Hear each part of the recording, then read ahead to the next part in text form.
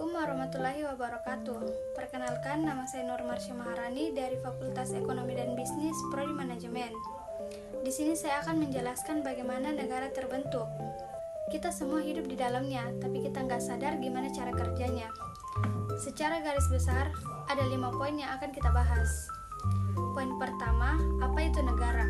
Singkatnya, negara adalah suatu organisasi yang punya kuasa penuh di suatu wilayah. Ada kutipan menarik dari Max Weber yang bilang kalau negara pihak yang boleh pakai kekerasan secara sah.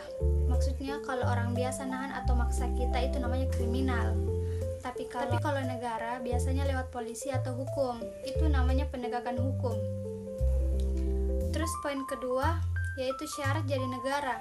Yang pertama rakyat, harus ada orangnya. Terus yang kedua wilayah, harus ada tempat tinggalnya. Mau di udara, di darat, sampai lautan pun harus ada batas-batasnya.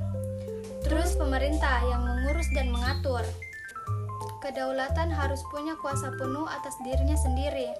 Dan yang terakhir harus diakui oleh negara lain supaya bisa gaul di level internasional. Poin ketiga itu kita membahas siapa yang paling berkuasa atau kedaulatan. Negara itu punya 2 jenis kuasa, ke dalam dan keluar. Kalau ke dalam itu seperti ngatur aturan sendiri, kayak narik pajak. Dan keluar yaitu bebas dari aturan negara lain.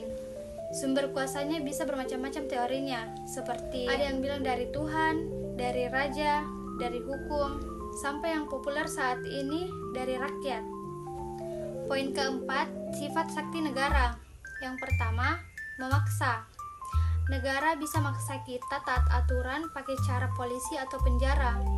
Terus yang kedua, monopoli. Cuma negara yang boleh cetak uang atau punya tentara. Gak boleh ada saingannya. Terus yang terakhir, siapapun yang ada di wilayah itu, mau turis atau warga lokal, wajib tunduk sama aturan negara.